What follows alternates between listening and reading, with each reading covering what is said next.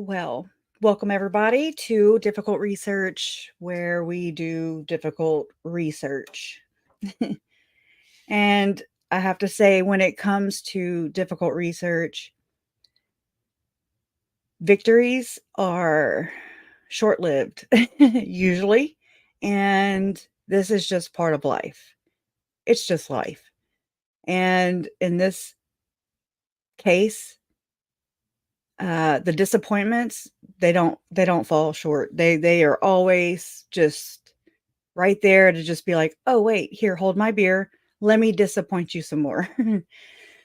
Wanna know what I'm having to wanna know I'm so pissed right now, like, I'm shaking. Yay, yay, yay about Chad. Alright. Anyways, I'm just saying there's the rest of them who still have these same ignorant ass freaking points of view, this oh my god, this perspective, this sick it's a very sick, like, unwell uh, line of thinking, and it's why we're here. It is really why we're here. It's sick minds. I don't really have the words, so just follow along with me right now. I'm not probably gonna make too much sense. I'm probably gonna regret doing this. Y'all don't see me mad too often. Anyways, we're gonna go to right here. This dickhead, okay? I said it. Dickhead. All right. Okay, he was on Mormon Book Reviews today, is like a couple hours ago. And so this is me after a few hours. Anyways, he is here to tell us all about Rod Meldrum returns to Mormon Book Reviews to discuss a variety of topics, including Tim Ballard, Chad Daybell, Lori Vallow, and more. Rod is the founder of the largest and the leading Book of Mormon apologetics organization, the Firm Foundation for Indigenous Research in Mormonism. Indigenous. Okay. Rod discusses why he decided to start the organization after encountering the works of Thomas Murphy and Simon Southerton regarding DNA and the Book of Mormon. We don't give a shit, okay? We are here about the associations, like with King Krogh and, people like that. Chat. Anyways, let's go. He also previews the upcoming Book of Mormon Evidence Conference happening this April. And then it'll happen again around the next conference time. They happen twice a year.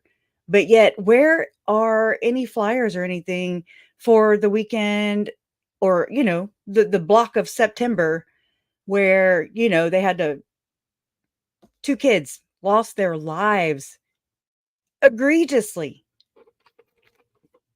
This isn't just child abuse. This is freaking child murder. Murder. And okay, anyways, let me just try and stay on track. Okay. So, yeah, Rod wanted to come on Mormon Book Reviews to discuss the history and relationships he had with Tim Ballard, founder of Operation Underground Railroad, author and cult leader, Chad Daybell, Tom Harrison of Visions of Glory, and others. Y'all strap your asses down, okay? You will get insights and hear stories about these individuals that have never been publicly told. Why?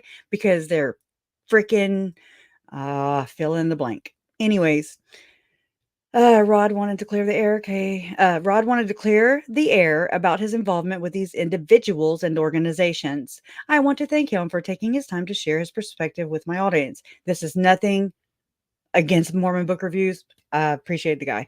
Okay. I don't like who he's interviewing. Okay. And actually, this is the first time that Rod Meldrum really talks about this. So ain't that something? It must be nice and high and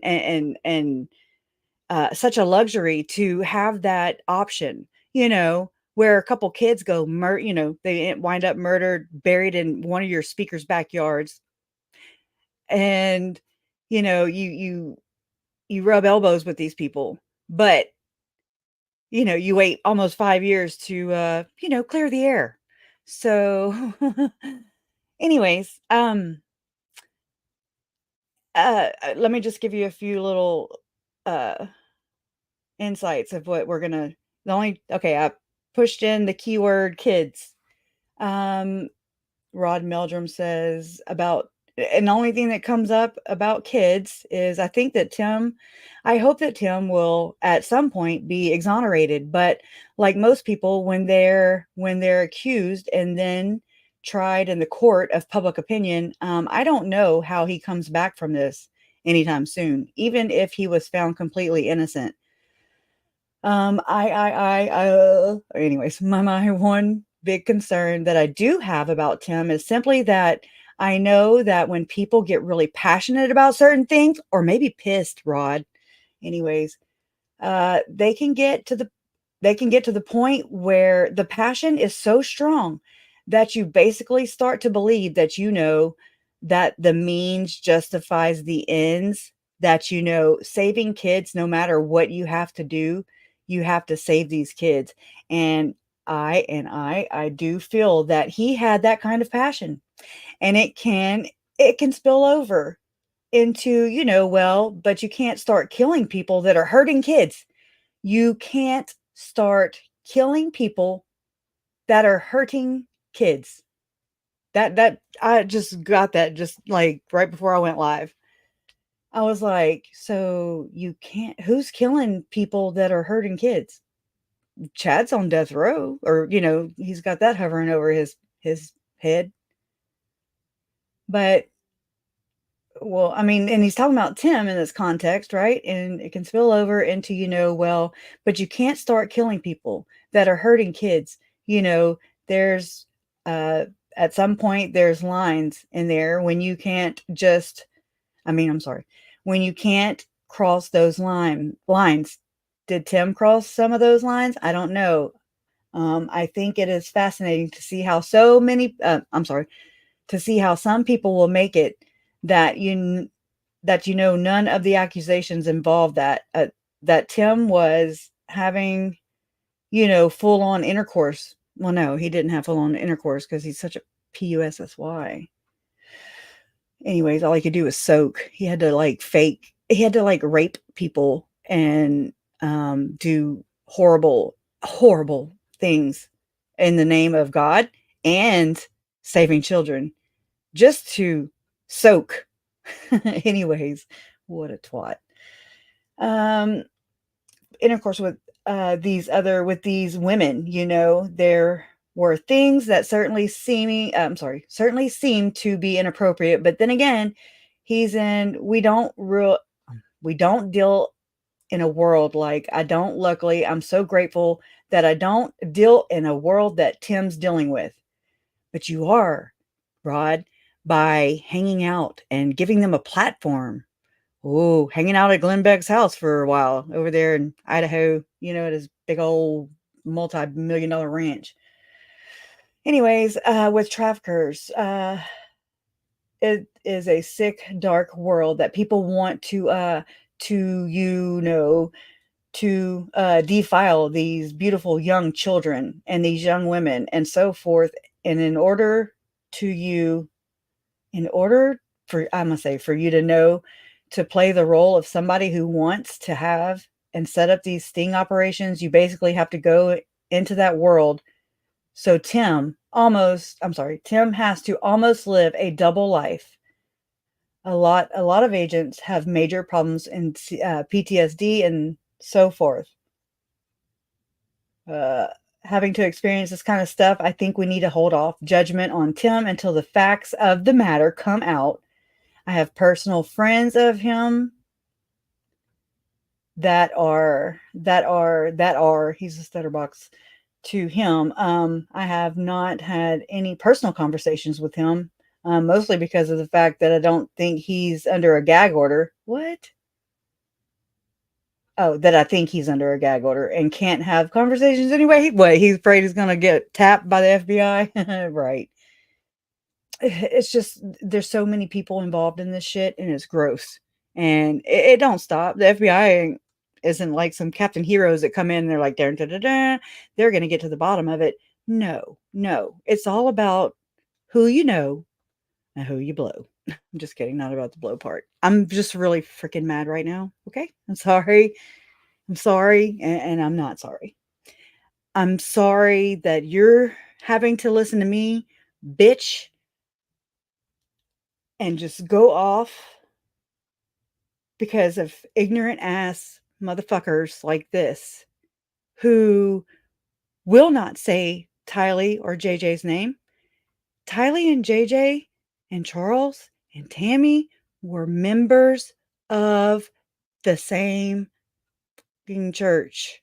The same church. These are your people. These are your people. Thank you. Sorry. Thank you. I'm going to keep going. It's like, it is like,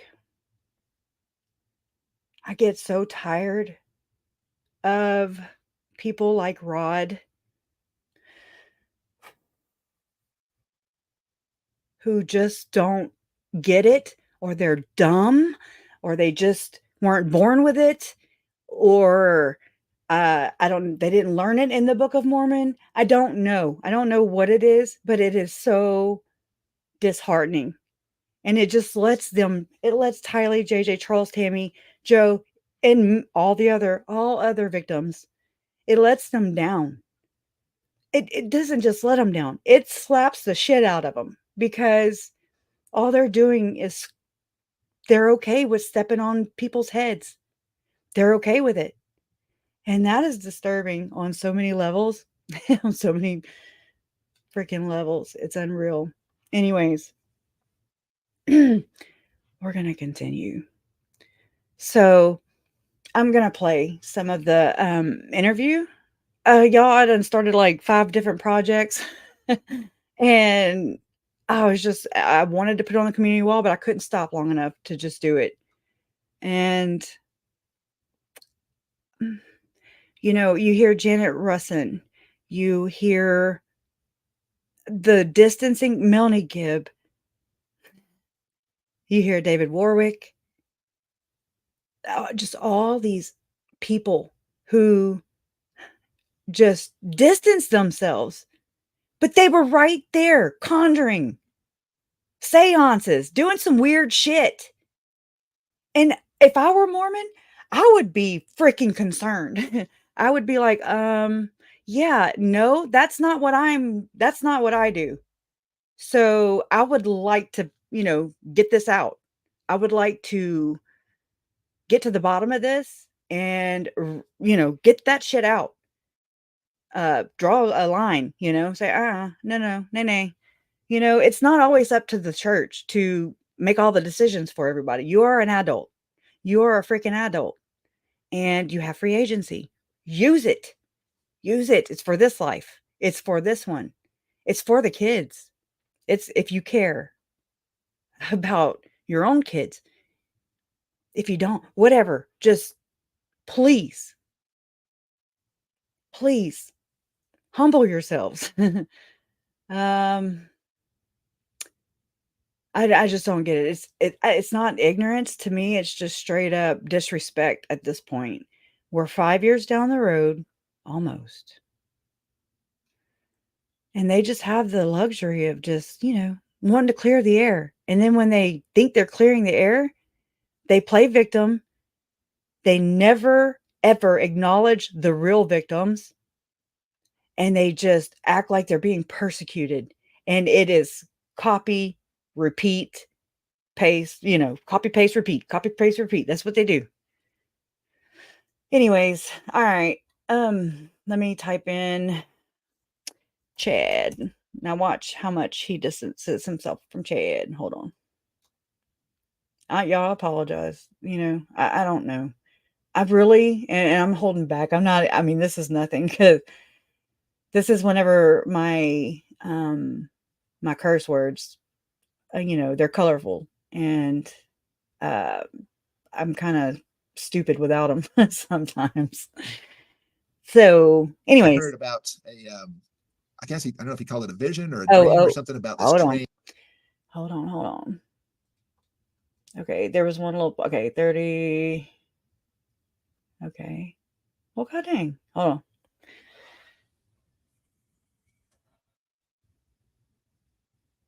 Okay.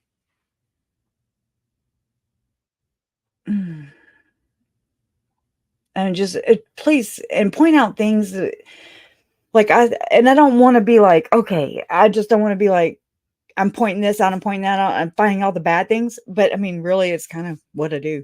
It's criticism, and it's rather harsh today. And actually, not even. He's lucky. I'm kind of holding back a little bit, but a lot. Okay. Open.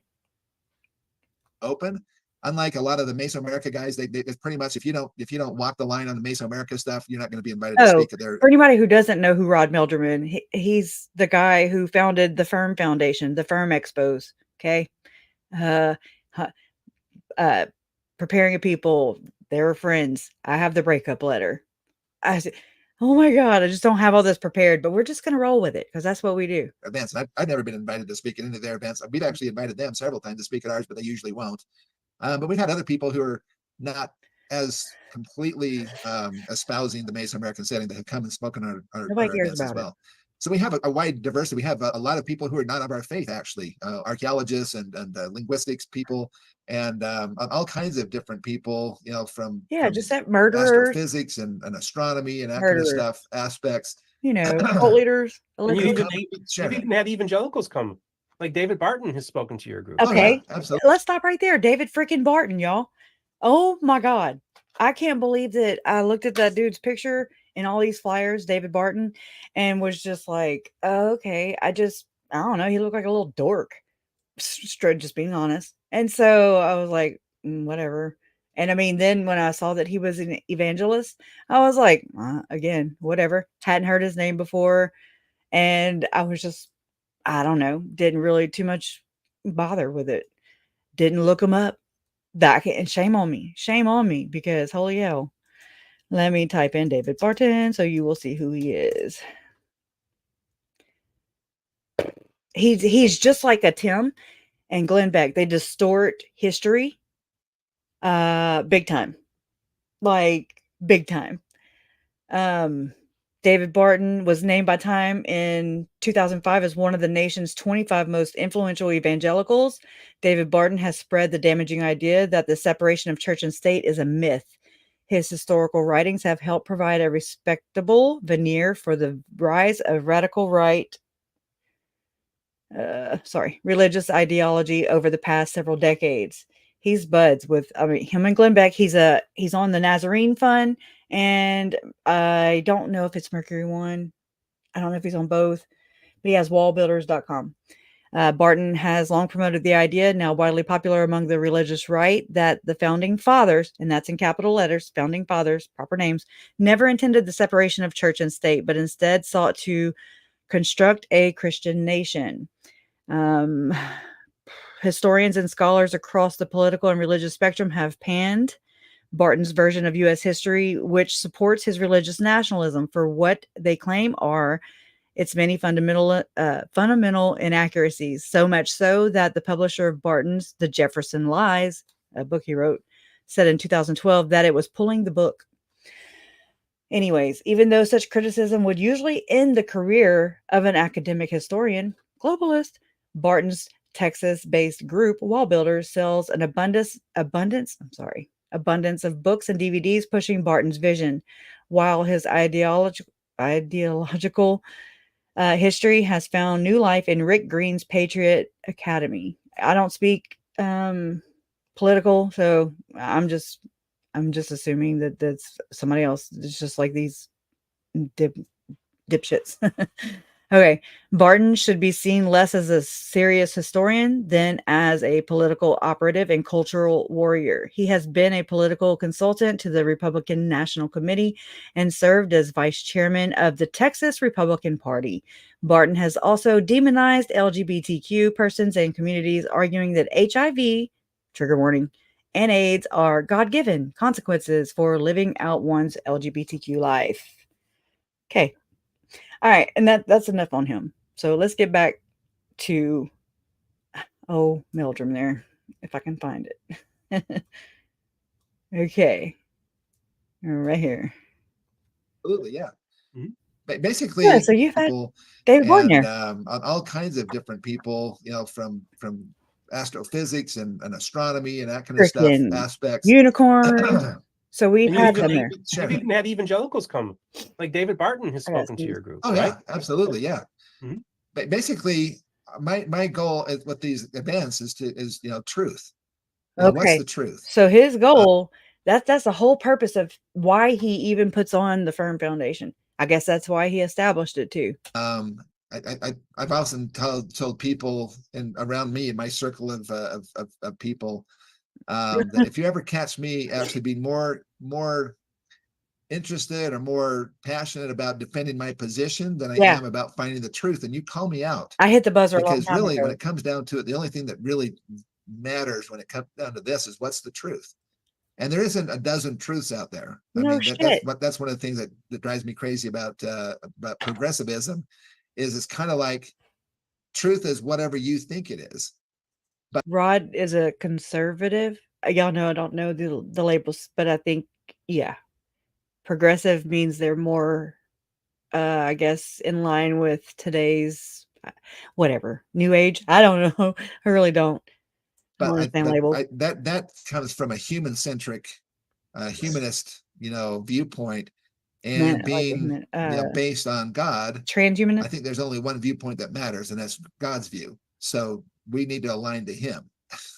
Okay, well, do that. And His gospel. Waiting, freaking dying over here, waiting for you to align with my God, mine, not the Lord that y'all serve. Not go off on our own tangents with whatever we think is, when we wake up in the morning, are we male or female? I mean, you don't even know what's right and what's wrong and what's up and what's down. You don't even know. You don't even know. No freaking clue. There's just simple truths out there. And there's I know that there's complications with some of that kind of thing, with people with same-sex attraction, that kind of stuff. But bottom line is if you can't even get the freaking basics down. I saw his, interview. I feel like I'm doing nuance right now too. My head's spinning. I mean, I get it, triggered, and just, oh my God, she's just way better. She's got a good vocabulary and she knows how to use it. And I don't blame her, because I would be worried just like her. Her parents, Nuance Ho, her parents have they go and they take part in these firm foundations, firm expo, these preparing people like conferences. They believe in visions of glory, same like-minded people. Well, it's all fine and dandy, but then it's just like Ruby Frankie, everybody on the internet all these years are like, oh my God, your parenting's so crazy. It just, no, you're doing it all wrong. And she takes it as, like you're criticizing her, and that just because she's right, she's doing it the right way. Why? Because she's taught that from birth. You are righteous. You are a Latter-day Saint. Everybody else that's not Mormon is unworthy, is a Gentile. You've got to preach to them because you go to the one true church. So she thinks she's doing everything right, and she's just having persecution complex. She's being persecuted because she's doing right. It's the same copy paste. It's very yet they're in prison. There's victims in their wake, and nothing's changing. Nobody is saying, oh, well, it's called self-awareness, and you're just like, oh, maybe I should look into why people are saying all these things, like, what am I doing? You just come to like an aha moment, and you just be real with yourself. And then you go through the work by yourself. You don't need anybody else. You can do it by yourself. You don't have to follow anybody. Okay. It's very simple. The work is not, but I mean, it's worth it. Okay. It's called not being a shitty human. Anyways. Okay. That you still are, I mean, 99.999% of everybody is born a specific sex. And he's ignorant. And so until he even just gets the basics down, he don't need to be speaking out about this. Right. Right. And so biologically, that's what we are. And he's better than thou. He is Chad Daybell 2.0. Okay. Because Chad Daybell thought he was doing everything in righteousness. So did Lori Vallow. So did Ruby Frankie. So does Jody Hildebrandt. So does Tim Ballard. So does Tom Harrison. They all think that and I mean, I don't care what religion you are. I don't care. I don't give a shit. It comes down to like, you're a freaking adult. You're an adult. You look like a grandpa. Okay.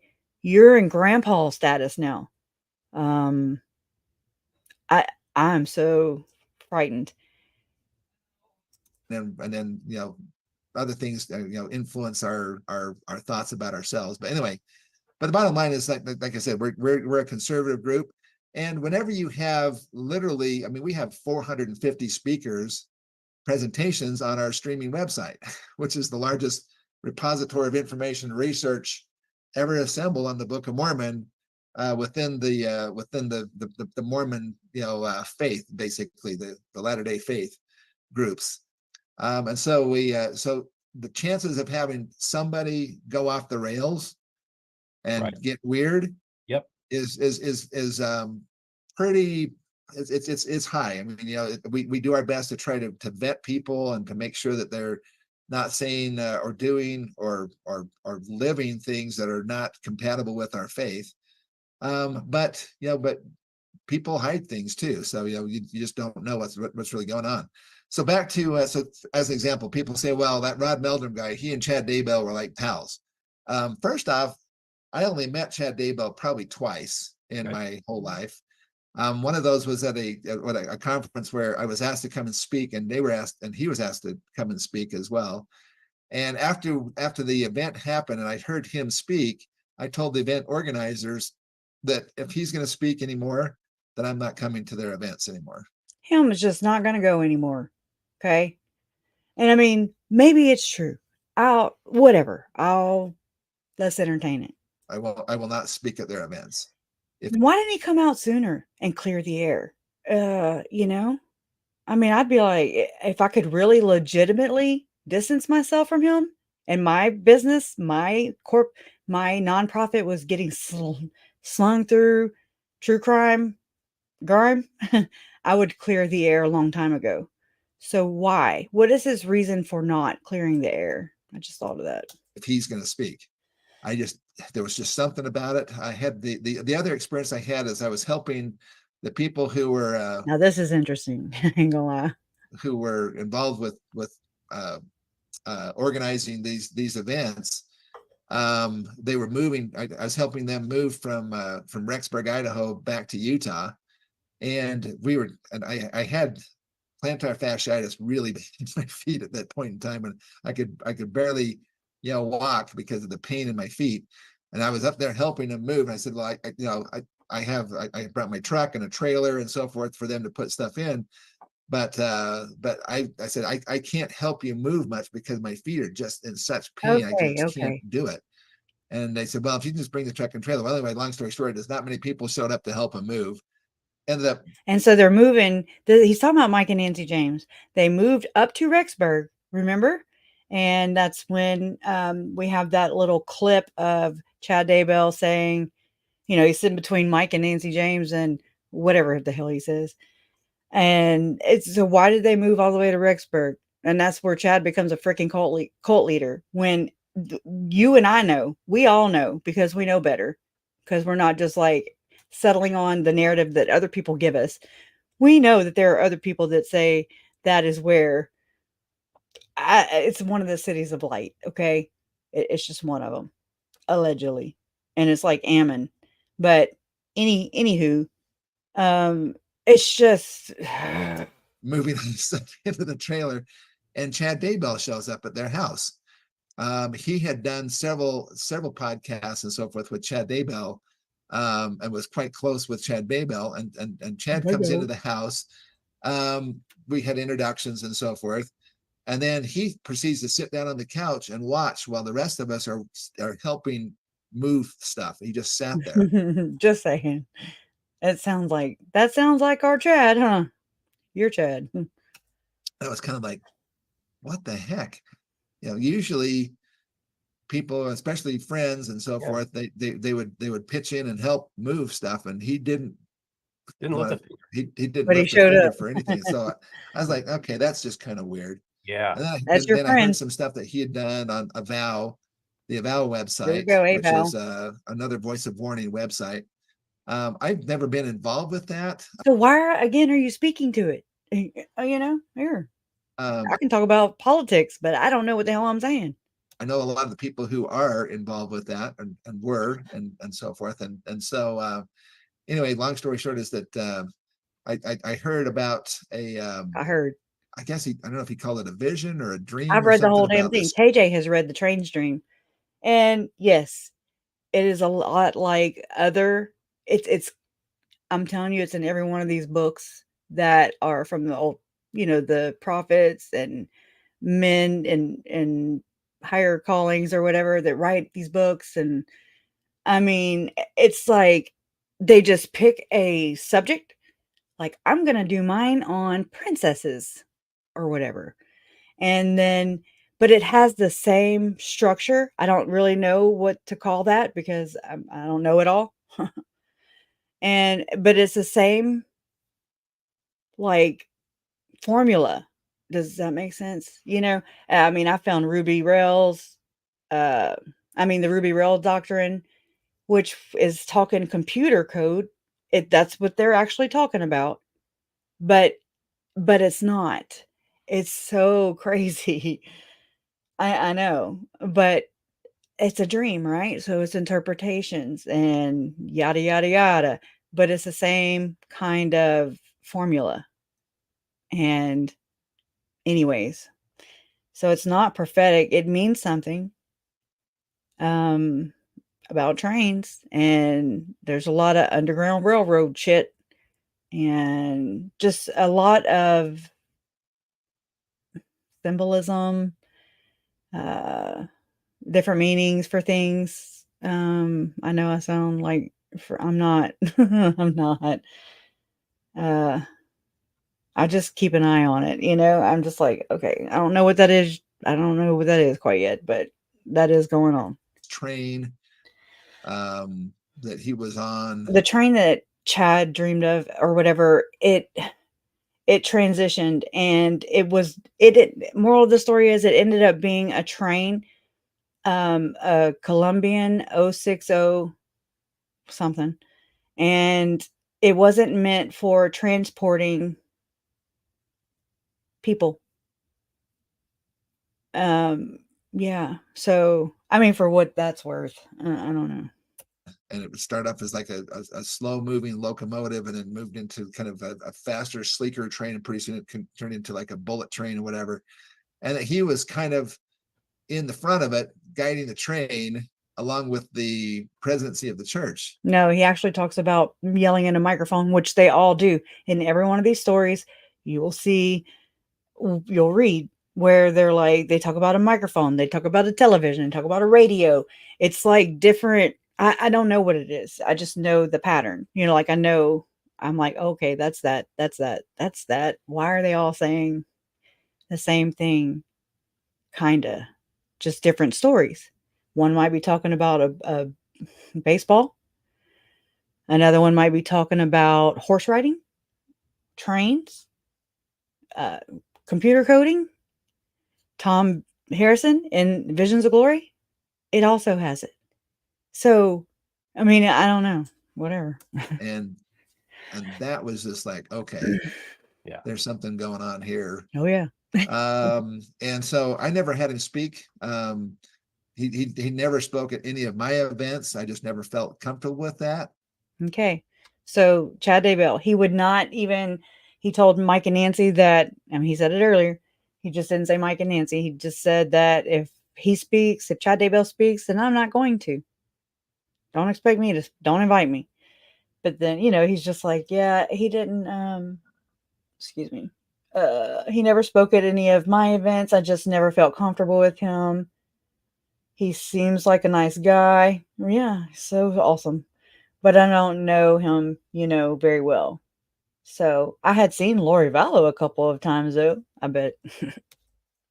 Seems like a nice guy, but I don't know him, very well. I had seen Lori Vallow a couple of times, but I didn't know anything about what was going on with them. so forth. And I'm just grateful that we. What about all the other ones? How come everybody calls it like a, you know, you go to the Firm Foundation and the Firm Expos to basically, you know, swap wives and you know, do the tango, whatever. So, I mean, what up with that? Is it just because of Chad and Lori, who never spoke at your events? We didn't get involved with any of that stuff. So any kind of trying to make a connection between It's a myself fucking and connection. Chad No, Daybell we ain't making a connection. You is made it. We is just not here there. You Okay, know? trying to not figure out there. why you Okay. deny it. And so just Okay. to clarify, when you went to move your friends, was that the first time you met Chad Daybell, or had you heard him speak, and then I just want to know the timeline. I'm trying to remember which came first, because The chicken or the egg. because that was Mike and Nancy James were the ones that were putting on the preparing the people Okay. thing, and they were the ones that invited him, and they were the ones that I said that I won't speak unless, you know, Okay. unless he's not speaking. There was another Julie Rowe was another one that spoke at their events. Yeah. What did you think of Julie? I never did actually meet her. Okay. Although she was at one of the events that I think she was at that same event that Chad The Daybell and I were Tabernacle, all Rexburg speaking at up in Tabernacle. Rexburg, Idaho.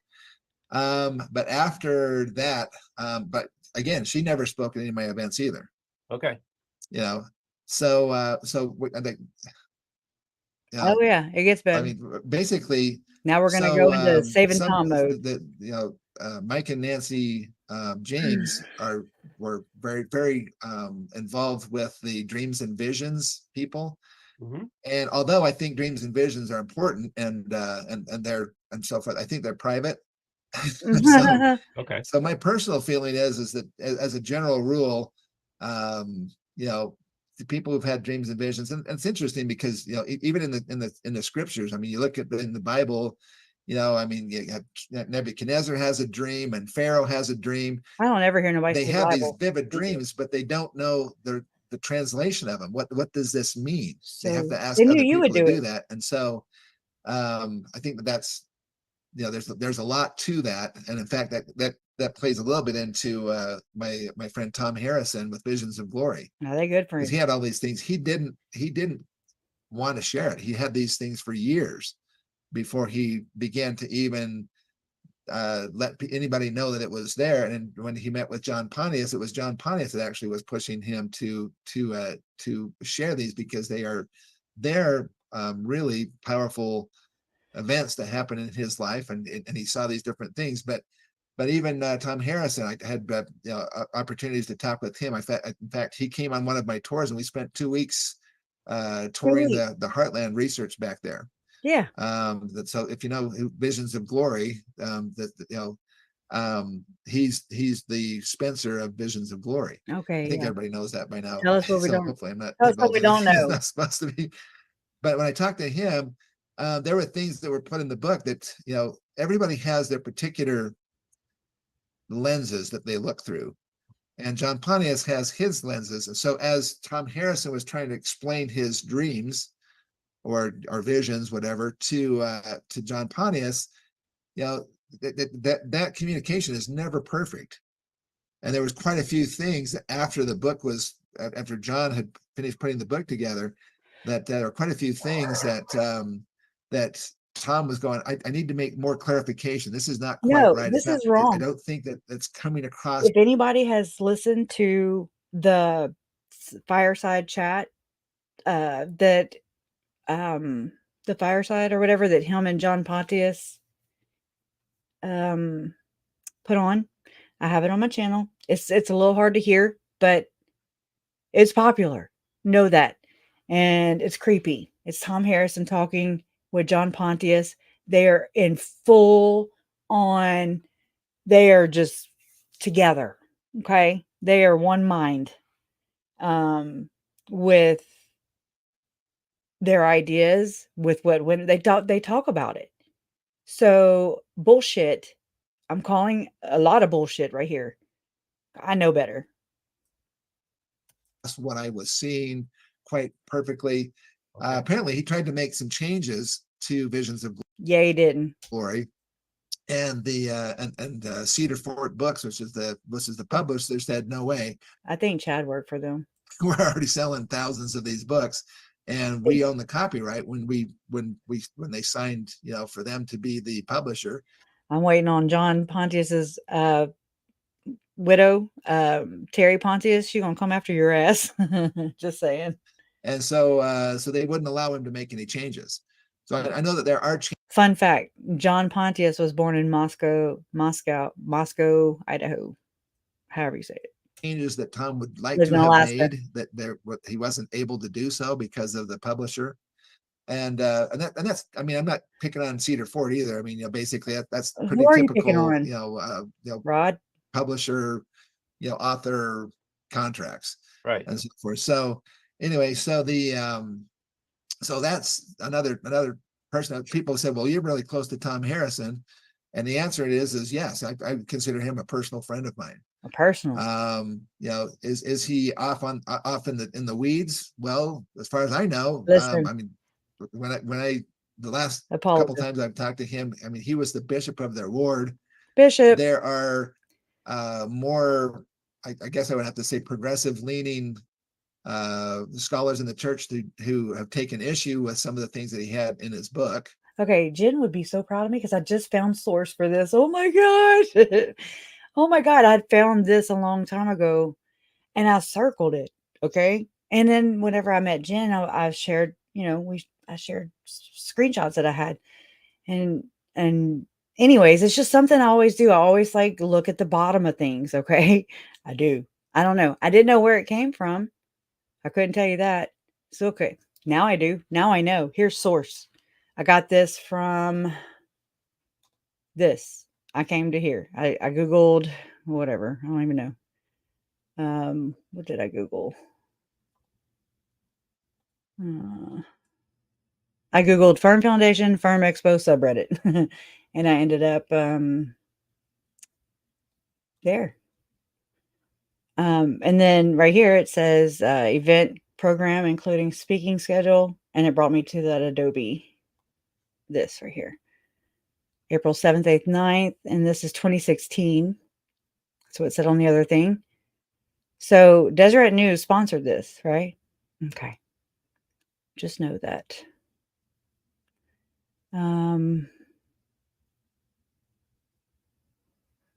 Bullshit. More bullshit. It makes you wonder. It just really does. Who's all in with who? Oh my God, that plant is rocking and rolling. All right. Oh, that's what I want to see. That's what I want to see. Okay. How do I turn it? Oh my God. Why can't shit just be like easy? Okay. Rotate. All right. Rod Meldrum, Kenneth Scheme, never heard of him. Dr. Whit Roberts, John Arbin, Val Bagley, Ken Krogh. Ooh. That's a winner. That's a good find. That's an ugly color. Ken Krogh, Practical Preparation for the Last Day. So he's a prepper. Prepper Pride. Karen Urbanek, Great Health. Okay. Diane Bjornson, Allie Bell, Becoming Adam and Eve. Watch out. David Hardy, Pam Openshaw. This is Mitt Romney's sister. She's all about the Constitution. She shows up at those Visions of Glory read along things sometimes over on Latter Day Media. Oh my God, I'm about to sneeze. Vince Newmeyer, Misty Stevenson, Chad Lewis, Stephen Smoot. That's a regular. He's a regular. Okay. Oh my God, how do I change the color for good? Anyways, David Gilmore, Wayne May. He's a regular. Oh. Gary Wright, Shauna Draper, Ben Gilmore, Kay Starr, Michael Robertson, Boyd Tuttle. He's a regular. Karen Grant. She's a regular. She does stuff with she's on the flyers with even Chad. Oh my gosh. Can't be that hard, can it? Dr. Patrick Jones, becoming a homegrown herbalist. Watch out. Ed Hendershot, Lonnie Crockett. What a good name. Todd Albee. Val Brinkerhoff. Well, I'll be damned. Wow. Wow. Another millionaire who is a photographer for the church, for the temples. And he is the one who wrote that.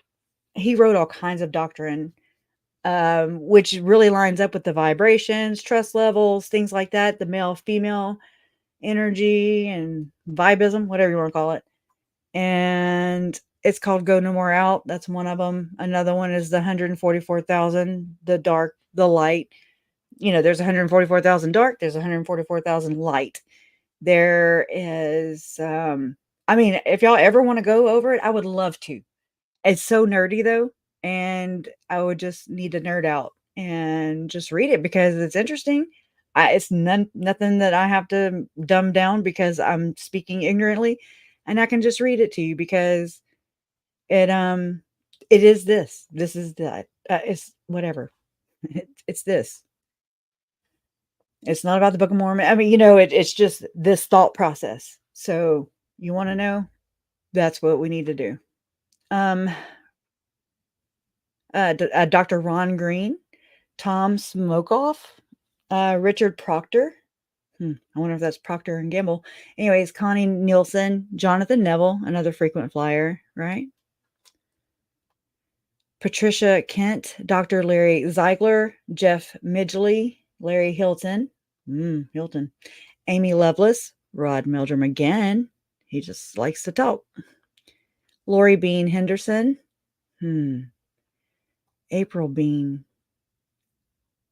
That's me. That's what I do. If I see it twice, then I'm like, April Raymond. Her name is April Bean. Anyways, Dr. Kyle Christensen. Interesting last name. Gavin Rich. I don't even know. Thora Finicum Tinney. Dr. Patrick Jones. Ryan Fisher. Farrell and Rhonda. That is Nancy James' sister, I think. She wears her hair like with a bow in it. Carlin Clark, Tamara Lang. That's another weird, energy healer. Okay. Healing in LDS lingo. Boy, I would love to hear that. Scott Bradley, founding of U.S. and okay. I'm not reading all that. Dr. Patrick Jones and Stoddards.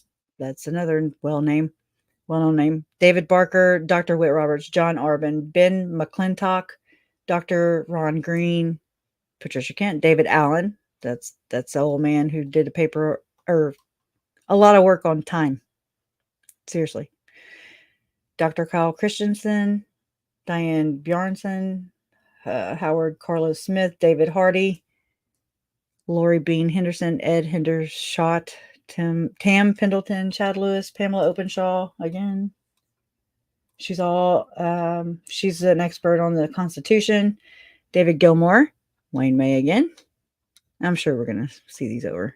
Karen Grant again. She's on there with, or am I thinking of somebody else? Hold on. Karen Pryor. There she is. She appeared at another conference with Tom Harrison, David Warwick, and who am I missing? It'll come to me. Anyways, Ben Gilmore, Scott Bradley, Amy Lovelace, Kels Goodman, Ernest, I don't know, Dr. Patrick Jones, Gavin, Rich, K-Star, Todd Albee, Mark and Jill Clifford, Boyd Tuttle, Misty Stevenson, Tom Smokoff. Why does that sound so familiar? Robert Hatch, Michael Robertson, Jonathan Neville again, Val Brinkerhoff, The Heavens Speak. Dr. Larry Ziegler, Jeff Midgley, Larry Hilton, Connie Nielsen, Amberly Nielsen. She's on the flyers with Chad. Shell McDermott. There we go. Y'all know Michelle McDermott. Oh, look, Roger K. Young. That's a good one. You want to highlight that one? Okay, Dr. Ken Krogh again. 1. Oh, yeah. Global. Straight up. Straight the hell up. I know. I might sound crazy, and I'm okay with that. I'm okay with that. Ooh. What the hell? I don't know what's going on. All right. Sean McDermott. Again. Oh my God. I know y'all didn't come here just to watch me do this. Mark White. Uh-oh. I'm related to some whites. Michael Buster. Dr. Patrick Jones. Stoddard Hanukkah. Gary Wright. Dr. Whit Roberts. John Orban. Larry Hilton. Amy Lovelace. Stephen Smoot. David Allen. Tara Weaver. Diane. Let me just read through. Ryan Fisher. Vince Newmeyer. Okay, same one. Tamerling again. All right. Okay. All right. I'll come back through here later and I'll highlight them later. How about that? I just want to see if there's anything or anybody's name, that just stands out and smacks the shit out of me. Okay. Ken Krogh, using social media and Book of Mormon to sweep the earth. This is troubling. Okay. Just this sweep the earth. Okay. That's the wheat and tares kind of type talk. David Barker. Okay. And y'all remember Lynn Packer reported on M. Russell Ballard about the silver stuff, the kind of silver things. Seems to be the rage of them types. Who's that? I forget who that is. The Remnant. Oh man. I'm sorry, I've just never seen this whole flyer. Digital Legend. Oh, okay. That's Val Brinkerhoff. Val Brinkerhoff owns Digital Legend, I do believe. And he actually, that's where I found the new stuff from Mike Stroud. After Mike Stroud, after Lori and Chad came out and happened. And you know how they all persecution complex. Well, he, so sorry. I haven't stopped. But he gave Mike Stroud a platform where that's when I ran across Mike Stroud with newer podcast about translation process. And he's like, all right, but you can't be going around and telling everybody. I was like, oh yeah.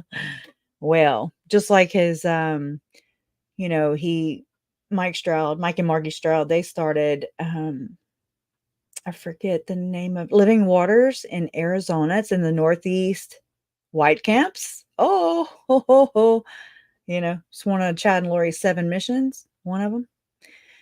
Well, it's basically a community that you can, buy a home. I mean, if anything would be a cult leader, that would be it, I would think, in Eager, Arizona. But, nobody really wants to know the truth. Nobody. And so I was like, oh my God. So that made a lot of sense when I put that together, which was Mike Stroud. Hold on. Oh, yeah, yippee-ki-yay. Oh, we have one mutual friend. Who could that be? I don't know how this works. All right. Oh, look, he flies it. That's on his page.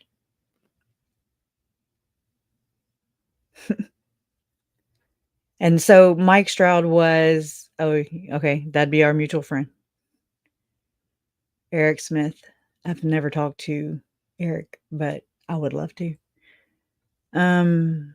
Mike Stroud was the seminary teacher for Jason Mao, which Jason Mao must have been inspired by him because Jason Mao too became a seminary teacher and he teaches the youth of Mormons. So if that ain't enough to scare the shit out of you, I just don't know what is. And Margie is Mike Stroud's 3rd wife. Well, not in this context. Not in this context. I don't think. Wait, let's see. Okay. This is Mike and Margie. He served a couple missions. That's a huge family. Anyway, so, oh gosh. I don't know. It makes me think of Jarrett Brooks and how Jarrett is missing and it's in the same type area, same type beliefs, same type people, you know. It bothers me. Oh, look. Oh, wow. I'm so sorry. I'm not on the screen where I can mute myself. Jason Mao posted this, tagged Sean Little Bear and 6 others: Michael James, Michael Stroud, Thor Furuseth, Dean Sessions, Nancy Payne James, and Russ Barlow. Hopefully my mute button worked. Okay. So this was September 24, 2018. Hey, Facebook family, this is going to be an amazing event. Get your tickets now. You don't want to miss this one, and seating is limited. There is also booth space still available if anyone would like to set up to advertise or sell products or services. Get with Mike and Nancy James ASAP. I am so honored to be able to share the stage with my good friend, teacher, and mentor, Mike Stroud. This will be the first time we have presented together, so there's no telling what kind of shenanigans will be afoot. He. I will have my books, posters, and ethos cards available at the event. Tell your friends, and I will see you all in Arizona in November. This is where they got sealed. Y'all, we did good. It's okay to sleuth sometimes, you know? Sometimes you just go to uncharted territories. Never seen this before. This is the same conference where Lori and Chad were sealed.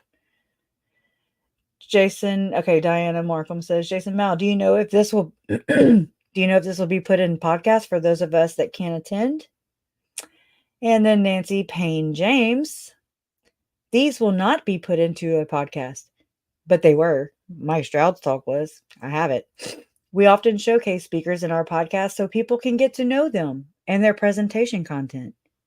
Why?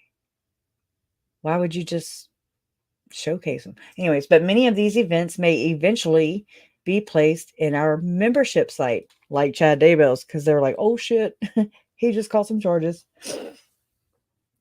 That's a newer name. I'm not used to using this one. www.ldsfamilymedia.com. You can get a promo price right now for a yearly subscription at preparingpeople.com. You're not going to find it because they abandoned that one. Launch date is October 1. You will be able to access the Dreams and Visions 5-hour class. Oh my God. That's the book that Lauren has. And I don't know if this could be segueing into Chad Daybell's Dreams and Visions series, or glimpse into glimpse and something. Each month, oh my God, 5-hour class and one of our previous events. Each month, new content will be loaded in to watch for one very low price. That doesn't really make sense. ChristianFamilyMedia.com. Okay. Is $3 a month too much? That's about as cheap as watching 1 to 2 Netflix movies. If you register before October 1st, I'm sorry, Nancy Payne James. If you register before October 1, that is the price as a promotion to motivate people to share this promo right now. Everyone can do a little to crowdfund this new site with educational content.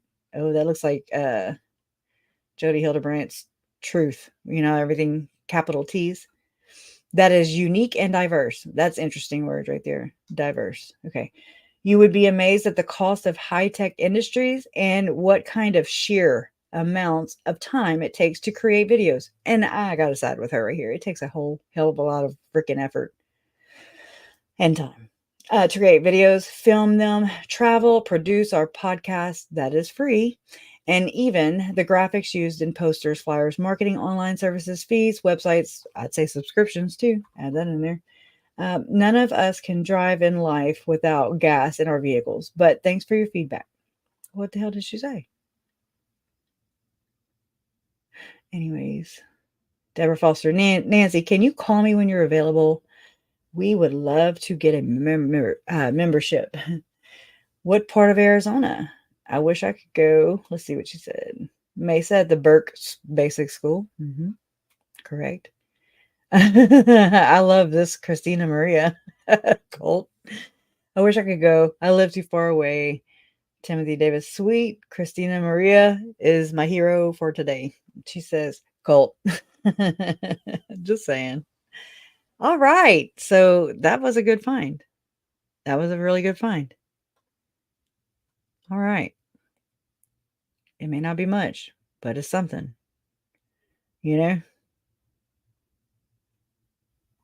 Anyways. All right. So I just think it's interesting. It is interesting. Because the stuff they talk about, I know it looks so boring. It is boring, and it is boring. I'm not gonna lie to you. It's boring. But I guess, because I've had 3 members of my family be murdered, my mom is on the hit list. They effed with me. They effed with my family. And so it's like personal, it's like this, they're just like mocking in a way. I don't know how else to really say that. It's like making their lives seem like they were nothing. And that just pisses me off. Rod Meldrum, he lost a son of September of 2018, I want to say, or maybe earlier. I don't remember. Don't quote me on that. And I mean, I feel bad for him. There was a guy in Utah. His name is something, Aaron Shamo or something. And he was like buying pills from China, fentanyl. Okay. And Rod Meldrum's son would have bad headaches or something. That's the story. And they were getting them mailed from China, and he died. So, I mean, it's terrible. I'm not like, haha, because it's not funny. They should know better, like of all people, what it's like to lose your son, a child. It just seems like, how come it doesn't shake them awake? I mean, anyways. Oh, here we go. Michelle Bear. Okay. All right. Now we're getting somewhere, y'all. Michelle Bear. That is Zalema did some work under her and her husband, Michael. I think his name's Mike. Maybe it's not Michael. Her name's Michelle. Anyways, extraordinary singer and musical composer, a 2-time winner of the National Teachers of Singing competition. She was also honored as the American Mother's National Vocal Winner in 2004 for her ability to balance family, music, and community service. Interesting. There's old Val Brinkerhoff, author, artist, professor, and researcher. Val's latest work is centered on the connection between heavenly signs, the Hebrew holy days, and yes, in there, what Jen's working on with the whole symbolism thing. This dude, I bought his books. I've got them in my Kindle app. One of them is like 700 pages. Okay. And the Jesus that's on, the Jesus that is, that is the cover of his book looks, well, I'll see what you think. Let me look it up, because you're going to be like, oh, okay. I want to see if it's just me. Jesus cover. Here we go. All right. Let me know if it looks like Val. Oh, reload. Hold on, I'm coming. Trying. Okay. Anyways, if you get a real close look at Val, it's basically him, but Jesus. Anyways, that's what I'm like, oh, okay. And this is the book, one of the books that I have, Seven Heavenly. No, that's not it. Yeah, it is. That's the book because it's a book cover. Anyways, the heavens provide light and truth. Man cannot change them, right? You can deem them dark though. Anyways, God's faithful witness in the sun, the moon, and the wandering stars, where the quote unquote lights he sets in the heavens. They are his calendar and they have much to teach us. They're special. He spelled that wrong. Their special alignments, conjunctions of planets, increase lights, and eclipses of the sun and the moon diminish lights. They turn in zombie. Marked by special, quote, holy days tied to our Savior's birth and death. They also mark his second coming. The next one, the next second coming, you know. And return. Rare events such as the blood moons. Well, that's a big one right there, right? Eclipses and the astronomical alignments have returned again today with ties to the covenant people. What do they mean? How are they tied to our Lord's atonement calendar and return? The prophet Joseph Smith and the other early church founders pursued Hebrew instruction. Joseph invited Rabbi Joshua, I don't know how to say that, to the school of the prophets. Well, that's scary. I mean, school of the prophets. I mean, just think about the Lafferty brothers, and there you go. To instruct them on the finer points of Hebrew language, holy days, and calendars. Most modern Latter-day Saints have never even considered a need to learn about astronomical, quote, signs of the times. Zolema talks about signs of the times in the text. Val Brinkerhoff has restored much of the learning and mysteries. Oh, he's just God. He's God. He's the Tim. He saved all the kids. And so he restored much of the learning and mysteries that were common knowledge to our church founders. Well, Joseph didn't get he didn't get the hint, or he didn't get the message. Justin. Oh my gosh. Okay. I just got a message from Justin. Okay. His research and insights are awakening within those and mysteries that were common knowledge to our church founders. His research and insights. Oh, I just said that. People who have eyes to see and ears to hear the heavenly correlations, signs, and wonders that the Lord established from, quote, the foundation of the world, unquote. Note, this is not the latest edition, edition 10. However, readers can obtain the few added pages and other minor revisions. That's the ones I want, the ones that are hiding stuff that were included in the 10th one, wink, wink, on the author's webpage, sevenwitnesses.com. That's actually where I got a lot of this stuff from. So if you go to sevenwitnesses.com, not to learn the doctrine and practice it or anything, but just to research. If you require the 10th edition, it is only available for $44.77. Okay. 294 pages. Well, I had one that's 700 pages. Maybe I'm tripping. Anyways, it's just interesting.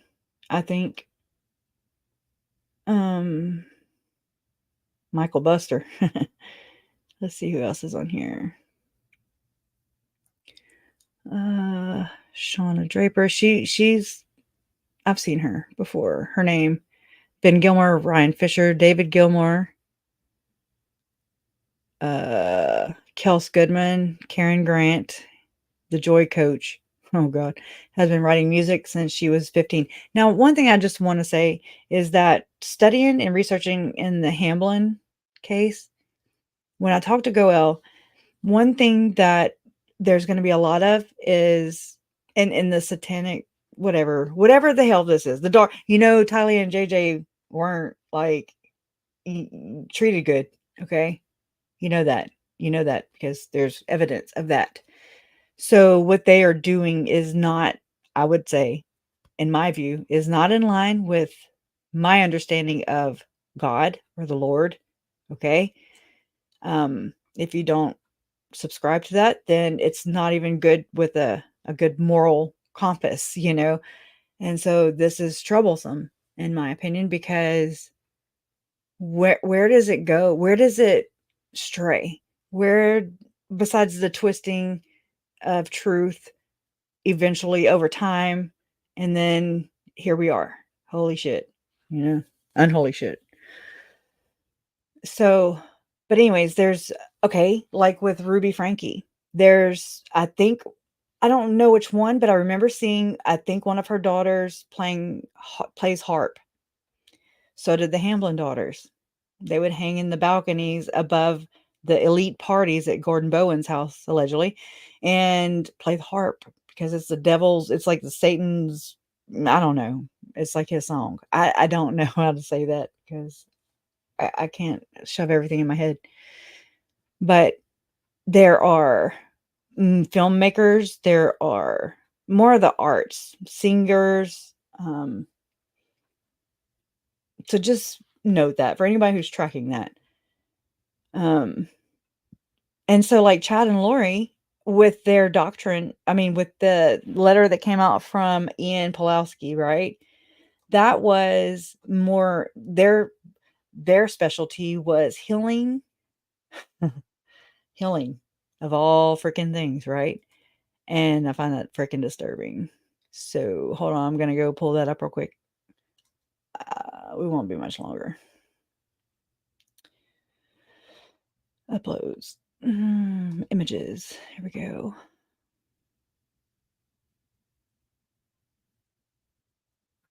It's hard to see them in these things. They just look blurry.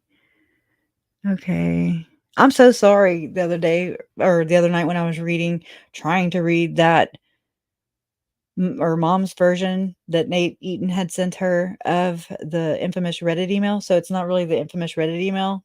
I mean, it was a whole different version. Like I read it a long time ago. I just assumed when I actually read it in June of 2022 and it's uploaded to my channel. That was my first time just reading it out loud. It's different when their words come out of your mouth and you have to taste them. It's really weird and it just don't sound right. You're like, oh my God, he made a portal in Lori's closet. I mean, but I just learned that JJ's mom had died that same day. And so that's what I did to like distract myself, just from, I'm like, okay, let's just go laugh at these idiots. I'm looking.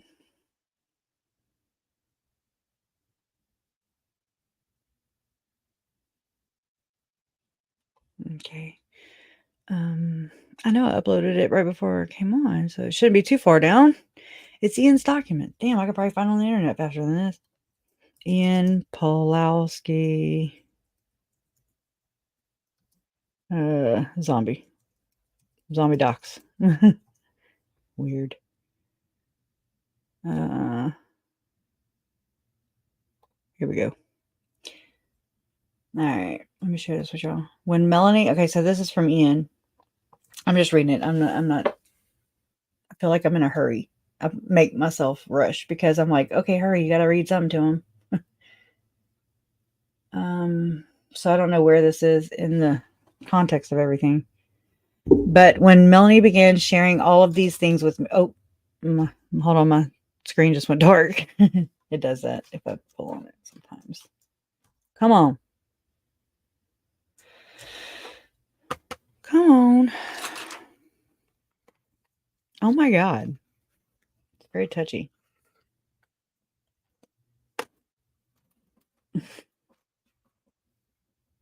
Come on. Piece of crap.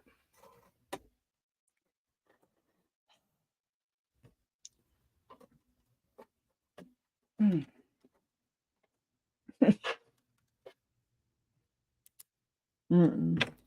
we go. Jeez. It's not like I want to read the shit. It's just what we're going to do.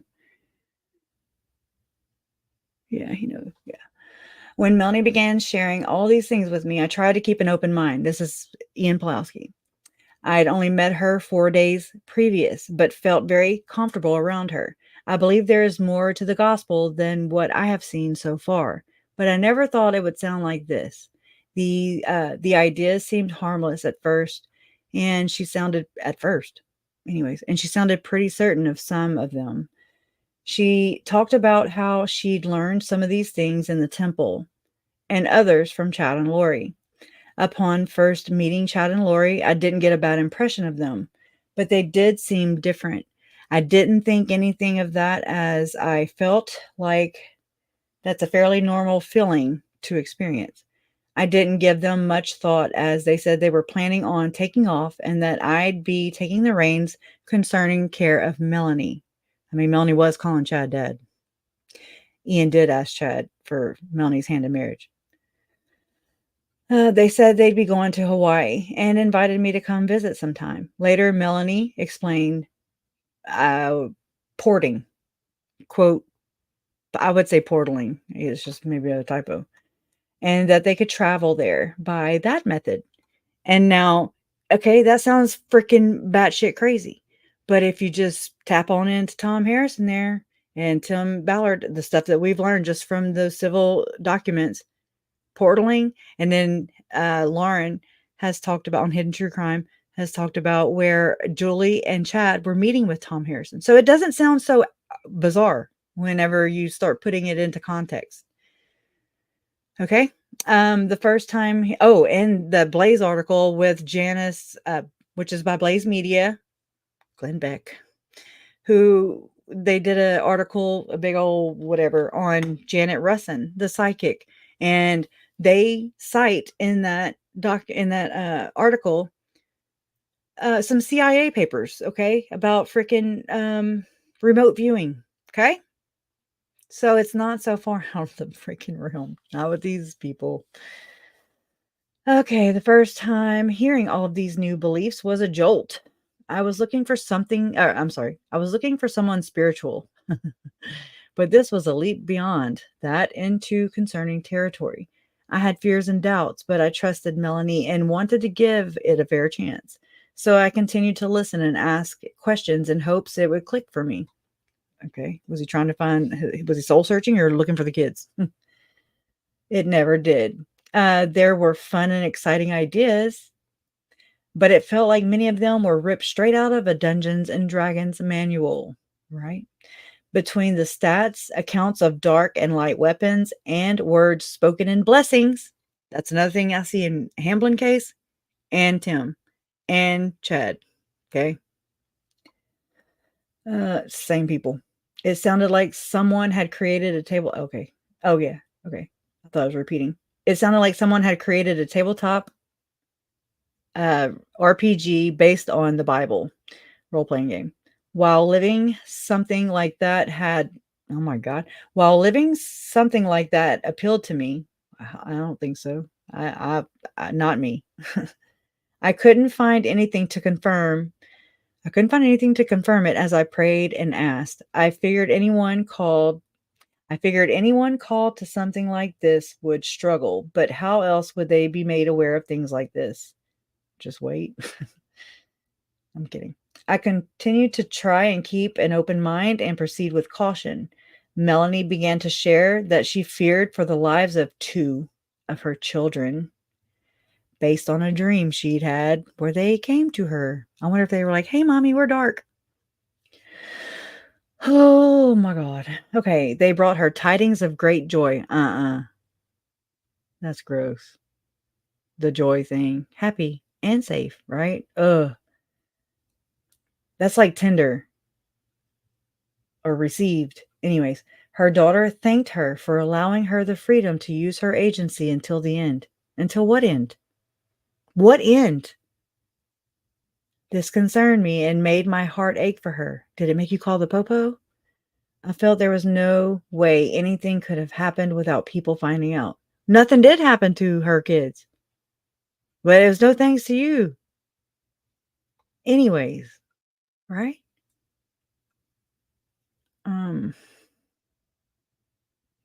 Let me go into the images.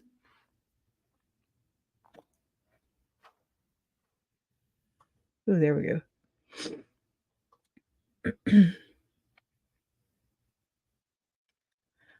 All the things you got to open, right?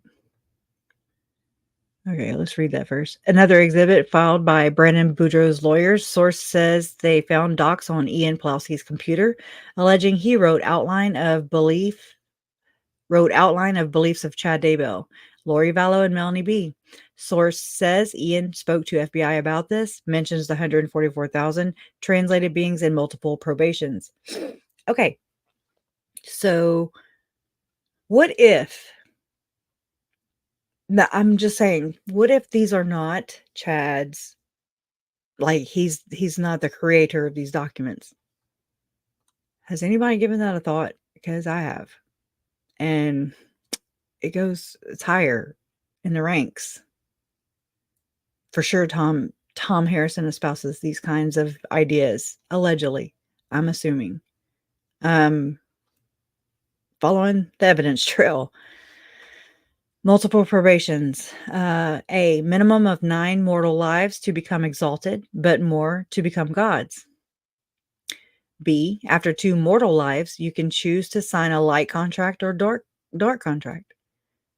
Choosing light or dark isn't permanent. Okay. You can choose not to be reborn if you are satisfied with your progress.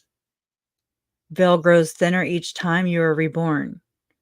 Multiple sealings possible. We've learned that. Moroni gave up his sealing, so Chad could. That's what I learned in the. I'm going to just refer to it as the infamous Reddit email. But males can choose one true spouse or have many. Translation. Translated beings cannot die. They cannot reproduce. They do not need sleep or food and do not feel the sorrow of the world. Injury is possible, but healing is accelerated and it's never fatal. Well, Chad's going to be on the death row. I'm just saying. So why? And so Jason reminded me of this again. He was like, so why did Lori need protection from Alex if she could not die?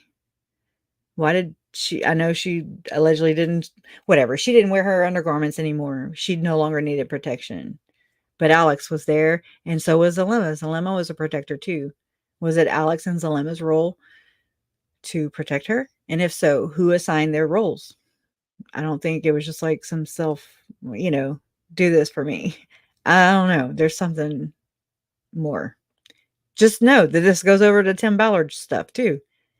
Okay. And I mean, I can only imagine it goes to David Hamblin as well. And Gordon Bowen. Same people. All right. Done in multiple phases / tests, usually lasting 3 days.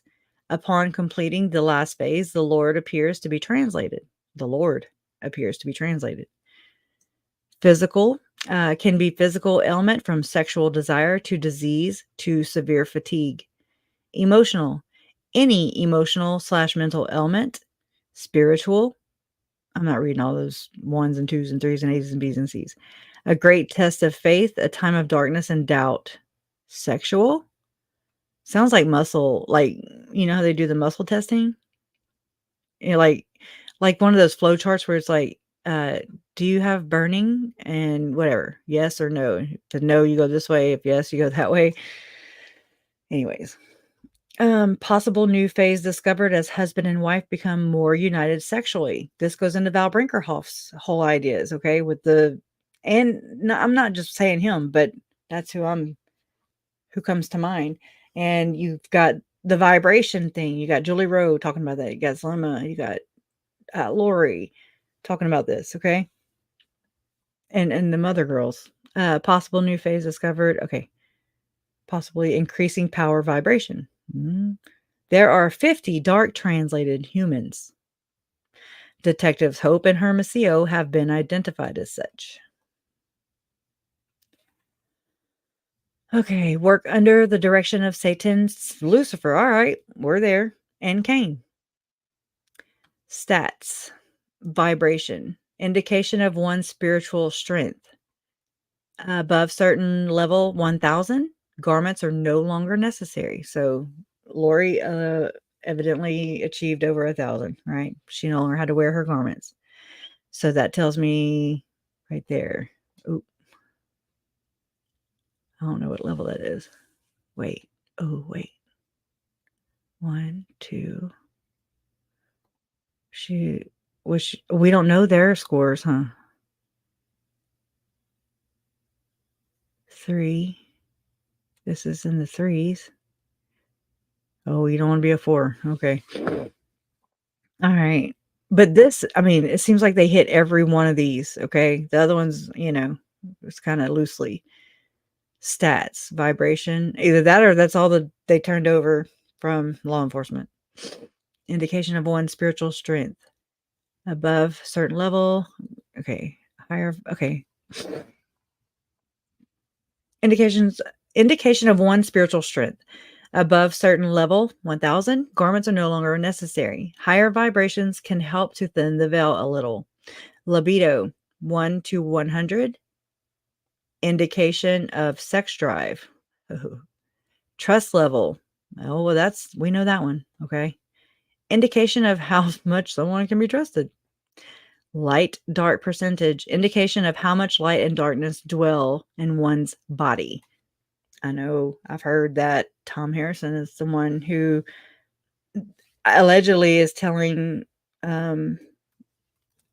if missionaries are light or dark, if they should serve in a mission. Allegedly, something I heard. Don't know. It would be nice to be able to ask them these questions directly. Zombies. Human bodies that have had their original spirits forced from them and have been possessed by either a demon, which is original third of the heavenly host who followed Lucifer. Disembodied spirit, which is a once living human spirits who have chosen not to be reborn into another probation. Or a worm slug, which is a creature controlled by Lucifer that enters the body to control the host. Spirits can be pushed from their bodies during traumatic events or deadly injury. This goes into that theory I have with the whole torture, terrorizing Tammy right before she was killed. Maybe Alex missed on purpose. Maybe it was just to scare the shit out of her. Maybe the torturing that Ruby and Jody were doing were, just to get you on the brink of that. Because that seems to be one of the things here. Okay. Trauma. And we're traumatized by this, just secondary victimization, right? And then, I mean, just think about all the trauma in the world. It's nuts. And so it goes into Robert Hamblin's whole parts theory, okay, where the whole object of doing that, of splitting somebody in their personality, in their mind or whatever, is to create parts and like micro compartment, just all the different compartmentalizations. And what you do is you access, like, say you want Sabrina to come out because Sabrina does like sexual things that you want Sabrina to do.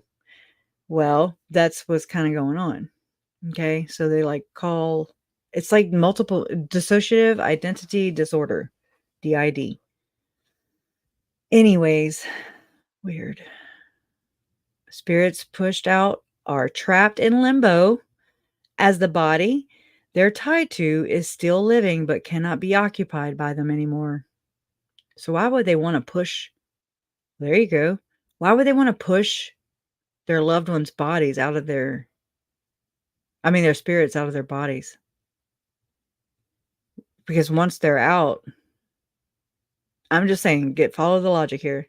Once they're out, you can't get back in. But then they go to limbo. You got to either kill them. You got to kill them. You have to. Right? Weird. Spirits trapped in limbo cannot progress to a new mortal life and cannot re-enter their existing body. The only way to move forward is to await the death of their current possessed body. Well, that sounds like convenient. This is an illegal action against heavenly law performed by the possessor. Oh my God. Y'all see it adding up for me? Wait, the possessor. This is an illegal action against heavenly law performed by the possessor. You know how David Hamblin, I mean, in the Hamblin case, there's the Punisher, the Peter Familius or whatever, the Peacemaker. I don't know all the names. I haven't revisited this in a very long time. This is an illegal action against heavenly law performed by the possessor. Teleportation. When translated beings are needed, they may, with the Lord's, capital L, permission, teleport to the necessary location to perform their assigned duties. Inner closet. Dark and light portals. Physical objects all around us have ties to the spiritual world and can open portal gateways of both light and darkness through which light and darkness entities may pass. Church of the Firstborn and the 144,000. I've done so much research into this, it's unreal. The Church of the Firstborn is a higher organization and God's church in its truest form on earth. That's when you get exalted here on earth. You're basically, that's a title into the Church of the Firstborn. In order to get into the Church of the Firstborn, and through the context of these people, you would have to be sealed, secondary, maybe second anointing. I don't know. I'm just here guessing because that's all I got. But you have to be exalted. And so that's what a sealing would do. It would exalt the couple. She would then, the woman would then have the same powers as her husband. And that's that whole equal thing. That's where Lori could do priesthood blessings and stuff like that, because if she was exalted via second anointing or something like it, then here, you know, she's doing priesthood blessings. Anyways, oh, but yeah, whenever you go through that sealing, like let's say November 16th through the 18th, in the temple, and 2018, you know, when they were really there, and Chad writes about it in his James and Elena story. He talks about them kneeling across from each other while the officiator is whatever. And okay. So that's when they were ordained into the Church of the Firstborn. They were still together purposely. Yeah. Yeah. And okay. So yeah, once you get sealed and whatever together, even knowing, they know. And I mean, this people who are gathering these people like Lori and Chad, they know they're married to people in their church. They know. But this is, in my opinion, how they practice polygamy in today. I don't know what they did. They never stopped though. But the Church of the Firstborn is the highest level of the celestial kingdom, which is the third highest. You know, there's 3 degrees of glory in the Mormon heaven, so to speak. And there's telestial, which is like worldly. And then there's terrestrial, which y'all know that there's talk about text or whatever between Lori and Alex, where they talk about going to the terrestrial church with Chad or something. And they talk about eggs and all that stuff. But terrestrial church would be either the next world, or this is how I picture the temple, because I've never been there. And there's, you know, it's sacred. I mean, so I picture it like Epcot. Like that's what I get from reading, is everything that I have over the past 4 and some years. Have you ever been to Epcot Center in Disney World, where you kind of progress through the 30s, 40s, 50s, 60s, 70s, 80s, 90s, 2000? I haven't been in a long time, but it's like that. That's how I picture it. And so you progress in the temple, I would say, to like the telestial, terrestrial, celestial. They have different rooms. So it's like different phases. You go through the veil, you go, you know, just all those things, tokens and symbolism. There's just a lot of, yeah. Well, anyways, but yeah. So when a couple gets sealed together, like Chad and Lori did, then it's like a title. It's like, that is the Church of the Firstborn. It's heaven on earth, basically. You're exalted. You are getting into heaven, allegedly. The only thing you can't do is murder. Okay, especially kids. But I think where the loophole is where they are dark and they are not in their bodies anymore. And so you're not technically, because everything is freaking technical, you're not technically killing your child. You're not murdering. You are not shedding innocent blood because it's not innocent blood. That is a zombie. And that zombie is needs to die. And so you are ridding the world. And that's that. So, yep. Okay, so it's a title. Church of the Firstborn is a title, and it's a very messed up one, obviously. All right, so it's a higher organization in God's church is in its truest form on earth. You'll also hear Brigham Young talk about the kingdom of God. Okay, the mysteries of God, that's another one, are revealed to those who have become part of it. So once you are sealed and exalted and, higher ordinances in your church, in your temple, it happened in a temple. The mysteries of God are revealed to those who have become part of it. So they open up the books. They get signed in the book of life, and Tylee, Charles, Tammy, JJ, Joe, they all got signed in the book of, is it death? I mean, it sounds too simple. I don't know. It slipped. Terrestrial blessings. Terrestrial blessings and locations begin to be revealed to members. I wonder if they have to go to the temples, to receive translation. That was one of their 7 missions. Terrestrial blessings and locations begin to be revealed to members. It's like they get a job, like they get an assignment. Okay, you got 24 zombies. Here you go. Terrestrial blessings and locations begin to be revealed to members. Okay, well, that's just like the 7 missions. There's something in there that's something like that. I'd have to see it to compare it. Oh God. Doctrines, quote, add to, but do not replace those of the Church of Jesus Christ of Latter-day Saints. They add to it. Doctrines add to it. These aren't Chad's documents, y'all. Prophet of the Mormon Church presides over the general congregation, while others are called specifically to run the Church of the Firstborn. Multiple branches throughout the world. Can you imagine? The 144,000 are called to bring to pass all signs of the second coming of Christ. Checks out. I'm so glad I forgot about this because, oh my God, it's really solidifying some things. Multiple groups specializing in different powers and activities. Chad and Lori's group specializes in healing and music. So Chad's gonna put himself right there. Yeah, this ain't Chad's talking. It's not Chad's. I don't know if that's it. No, because there's about Malachite and stuff. Oh, come on. I think we have one more page. Where are they at?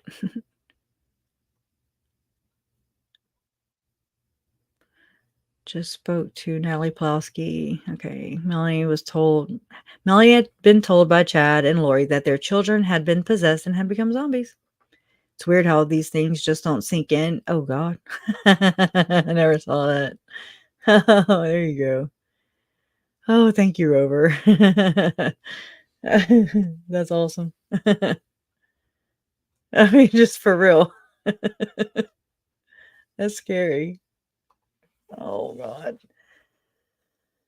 Okay. I don't know where the rest of that document is.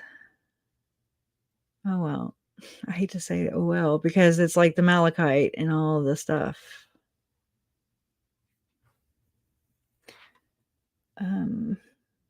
All right. I know I'm just kind of dragging y'all through all kinds of things, but this is what I do. This is what I do. I just don't do it on a computer. I do it on my phone.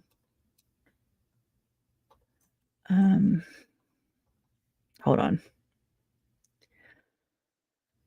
Let me put Malachite. I just want that. It's one last page, you know. Images.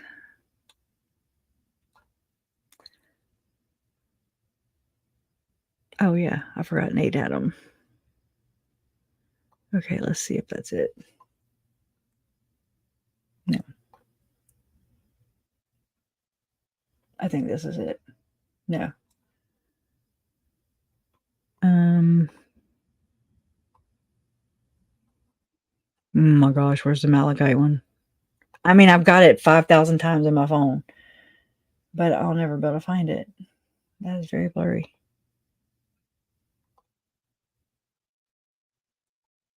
Okay. Sorry, I'm so close to the computer.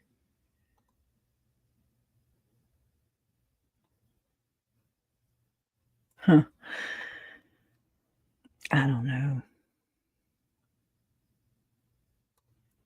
Malachite document. I don't know what else to call it.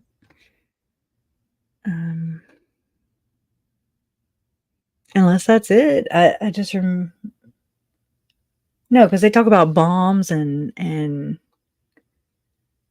what you do with the malachite and the healing and music and whatever. Well, that's gonna piss me off.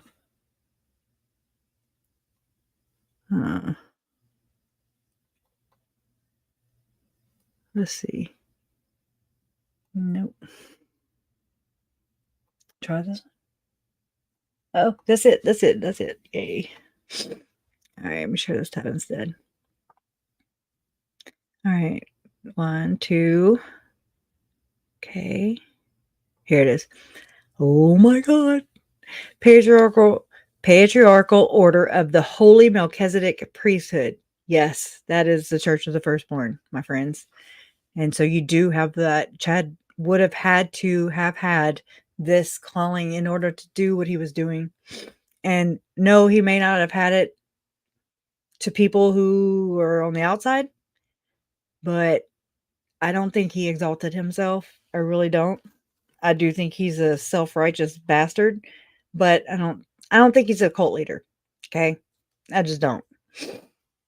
Nothing says, he never says it. I mean, he's no different than any other dweeb, like, you know, that is surrounded by yes men and you know, is patriarchal. Just, I don't know. It's the culture, in my opinion.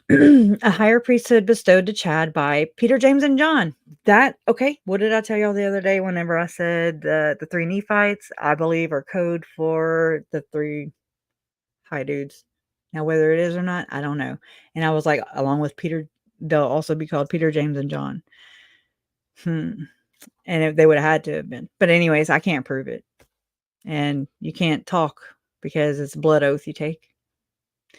Priesthood keys and authority bestowed on women. I heard this from Tom Phillips. Women may perform all the same blessings and ordinances as men. Dark church and priesthood. Well, that's effing scary. Satan is God's exact opposite. Right? They got that right. They it's like they can talk it, but they cannot prove it. They cannot show their work. It's like if I talk about being a good, like Melanie Gibb, you know, if I talk about being so just enveloped in Christ's love and everything, then that means that it is, because whatever, if you can think it, then it's real. That'll be somewhere in here, somewhere. I remember hearing that. Dark church and priesthood. Satan is God's exact opposite. Lucifer has a body, was once an apostle, and fell. Excuse me. Cain was the first dark being to be translated in this creation and walks the earth with 50 dark translated beings to delay the Lord's second coming. Okay. Spiritual gifts and powers. People can manipulate the elements to do the Lord's will and bring to pass signs of his second coming. Second coming is not the same thing as my second coming. Definitions are very important. If you can imagine it, It's real. There it is. Number 10. Every fantastic idea is a reality somewhere. Well, that is freaking scary. Magic. Wizards, sorcerers, witches, etc. Spells and curses in Harry Potter are real and require great focus, will to use. Supernatural creatures, dragons, giants, fairies, centaurs, etc. Spiritual weapons, Zelemus, full of them. Dark and light weapons, weapons that cannot be perceived by celestial beings. So we can't perceive them because we're worldly beings, right? Perceived by terrestrial beings that injure and scar the spirit. So they're doing their work. They are, we're working on so and so, right? We're gonna hover and whatever the hell they're doing. I don't like it. It bothers me because I don't know what the hell it is, and I'm just like, ugh. Like, who knows? I put nothing past the world I live in right now because it's freaking crazy. Anyways, people are freaking crazy. So there's that one, and I think that's I don't remember any more from that. Do y'all remember any? I don't believe so. But anyways, we'll go ahead and end here, I guess. Yeah. I've cooled down, so thank you. I sounded like an idiot, really. Oh, here we go. Let's go over this real quick.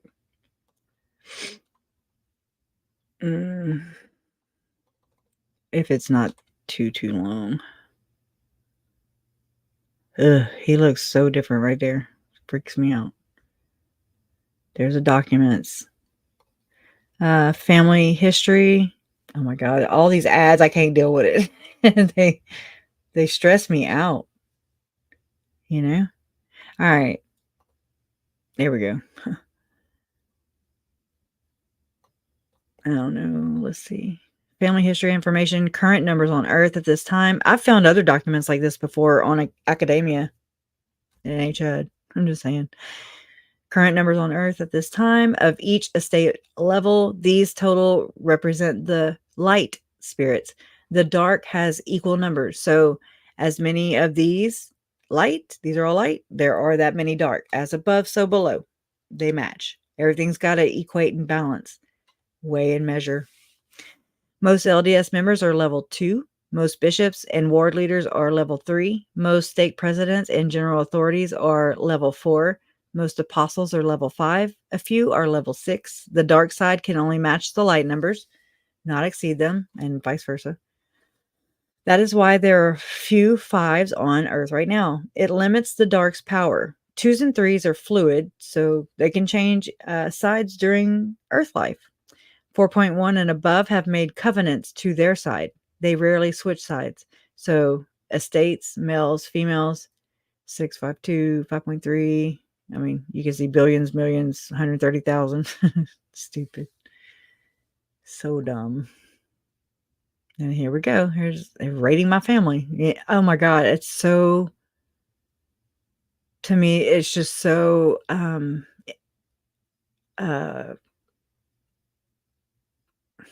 violated, because I'm telling you, if I wouldn't have witnessed it for myself, then it wouldn't be such a big deal. But like, just the fact that Lori, I happened to just start looking into family research right about the same time. I know, right? And so I asked my mom about my great-grandfather, her and Charles's grandfather, who was adopted. So we didn't really know where his tree went, because he was adopted. And so I asked mom, I was like, hey, I was going to do some research, and I was doing research into it. And I just asked her if she knew about anything. And,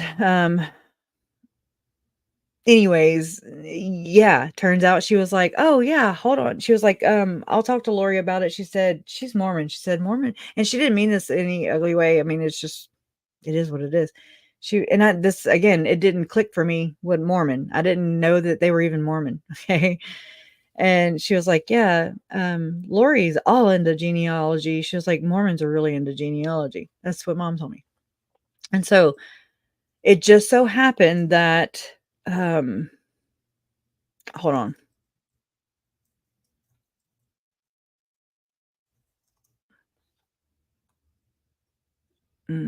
It just so happened that when I asked Mom that, it was 2018, just so happened to be the same freaking time. Okay. So Mom, I don't know if Lori took the screenshot or pictures of her desktop, of the Apple desktop, a couple of them, and they're like 2-second pictures. So like you can hold them down for a little bit and then they'll make a sound, like you can hear in the background. Hold on, I'm looking in my Google Photos. Let's see. I typed in genealogy and I thought maybe they would come up under here. And I see, hold on just a second. I mean, this is just one of those things where there's just like, I don't believe in coincidences, not when it comes to this. I mean, that's weird, you know? Just, I don't know how we ended up with the same kind of the same screenshots that she sent to Chad to rate my family. Whew, was weird. That's bizarre.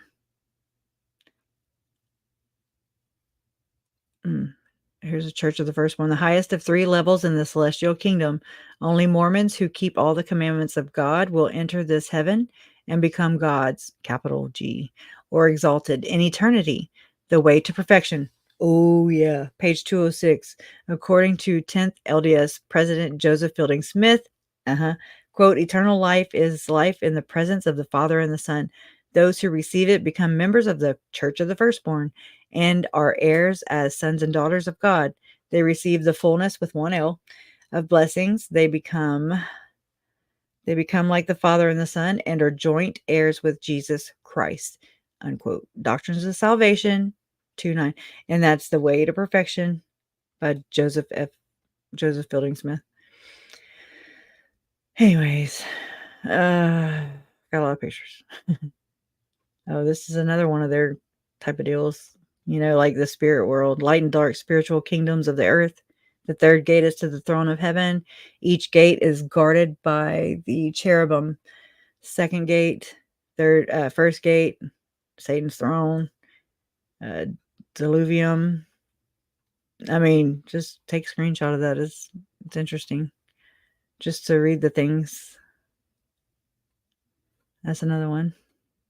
Outer courtyard, celestial world, holy place, Garden of Eden, terrestrial world, tree of knowledge, veil, holy of holies, presence of God, tree of life, celestial world. That's Ephraim's view of the zones of sacredness in Eden. Okay.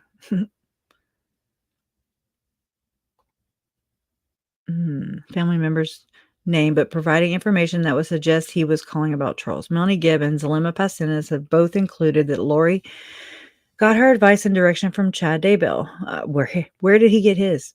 Anyways, when giving instructions, Alema stated that Lori would always say, I have been told. Messages identified above have indicated that Chad Daybell was aware of the work with zombies and specifically the work that Zalema and Lori were doing on Charles prior to 7/11/2019. Based on the above synopsis and a myriad of other facts gathered in this case, it is recommended that Lori Vallow and Chad Daybell be charged with conspiracy to commit murder for the death of her husband, Charles Vallow, 7/11/2019.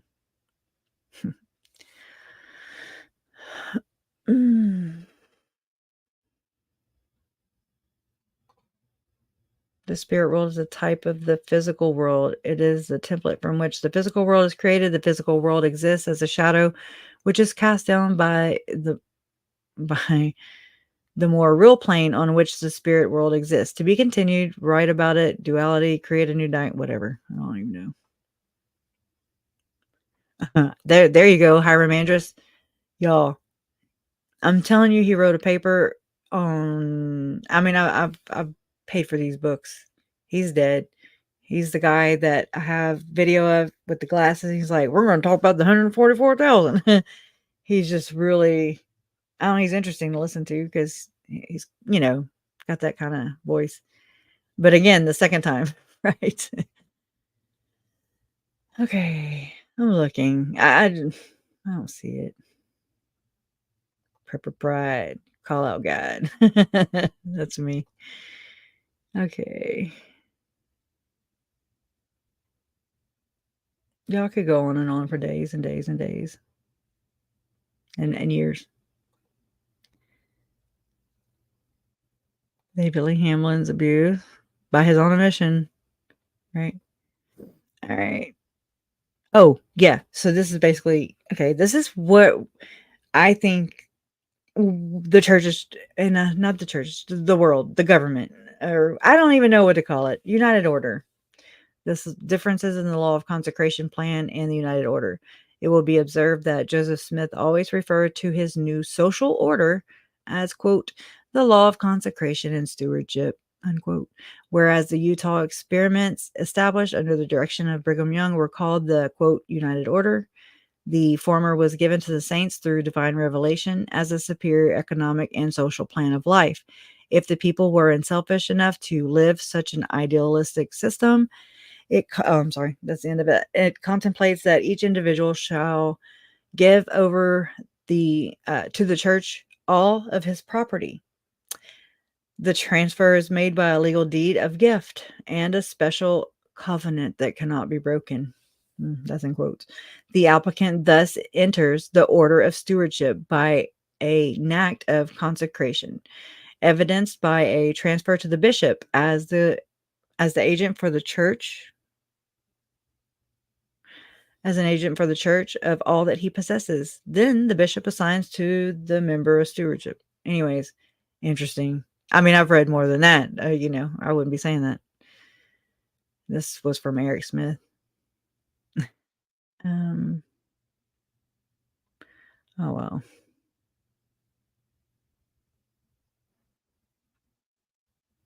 Oh, yeah. Remember when I told you I found Chad's doctrine? Oprah. I even found Oprah. So it's from this. It's the Book of Adam is what I call it. Laws of the Celestial Kingdom by Adam. 66.6, how the number of the beast came to be. And I mean, it even has Brian Koberger's name on it. Okay. And Oprah. I'm just saying. And it talks about how President Oaks just in the last conference was talking about the TK smoothie thing, basically, where it's like the celestial spirits, like you can administer, you can administer, but the higher levels can administer to the lower kingdoms and there won't be blood. Something about tomatoes. I remember Tom Harris talks about it in his book, Visions of Glory, as well. And I think that's where they're trying to herd all the sheep, if you know what I mean. It's not going to be good.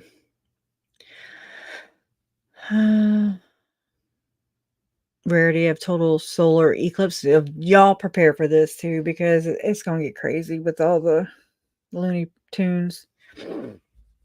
The other part of the path of totality, okay, where they had that eclipse back in 2017 that was real big, and that Chad, was into, in like the 7 Salems. They have all the 7, there's 7 Salems in that line of the pathway, and 7 Salems, for Christ's sake. And the Lord knows that Chad's fat ass lived in Salem. Okay. Just know that. For what it's worth, I don't know. I'm just saying there's people that follow this, and April 6th or 8th coming up is the other. It's gonna X marks the spot. And anyway, so just do some research on this, and it's called the Path of Totality, or Pathway of Totality, or something like that. Line of Totality. X marks a spot, and it goes right over Missouri. In contrast with the widely visible total lunar eclipses, a total solar eclipse is only visible on a limited 65-mile wide band along the passage of the full shadow of the moon across the Earth's surface. Even though the orbital intersection of the moon around the Earth and the Earth around the sun occurs twice a year, enabling possible lunar and solar eclipses, the visibility of a total solar eclipse at a particular location is very rare. So the seven Salems, they were like 100%, they were in the line of the 100%. Anyways, I don't know. I think we'll just end it right there because I'm never going to find it. I mean, by now it's a little too late.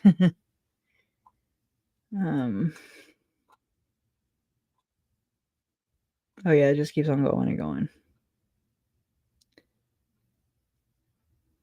All right. Oh yeah, it's all worth this. That's a tenfold recommend. A card. Okay. Well, anyways, I appreciate y'all being here and just entertaining me, if not for anything else. I don't know if you learned anything. It did help me to finally I gotta talk about this stuff. If I've never can talk about it freely, I don't know, just what it could mean, what it, just all these thoughts I have in my head, all this stuff I have in my head that I've gathered over the past almost 5 years. And, yeah. Oh, wow. What? Oh, oh, about this first time ever meeting Chad or whatever. Mormons are many and fearful people. It's no joke what the church controls. The Mormon church is, I mean, they don't call them the Mormon Mafia. I didn't do it. I didn't say it. It was already existed. Yeah. We're just here going, what? Yeah. They're all liars, though.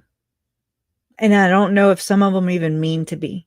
I know that sounds crazy, but when you're raised up like this, like when you're born and you're reared in this religion with your parents, with your whole community, your whole entire community, it's beautiful. And then it's not because you never get outside of that. You never have diversity.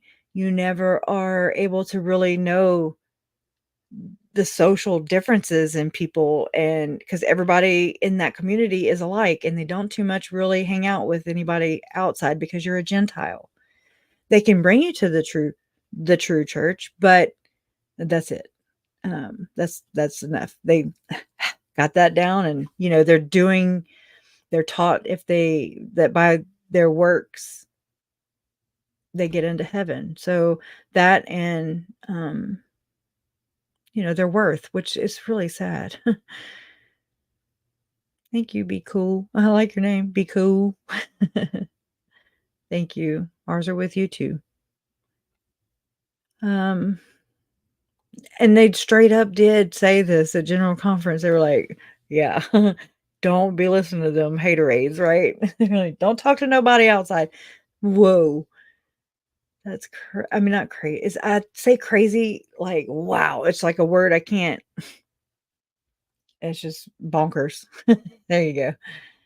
But anyways, I appreciate you guys.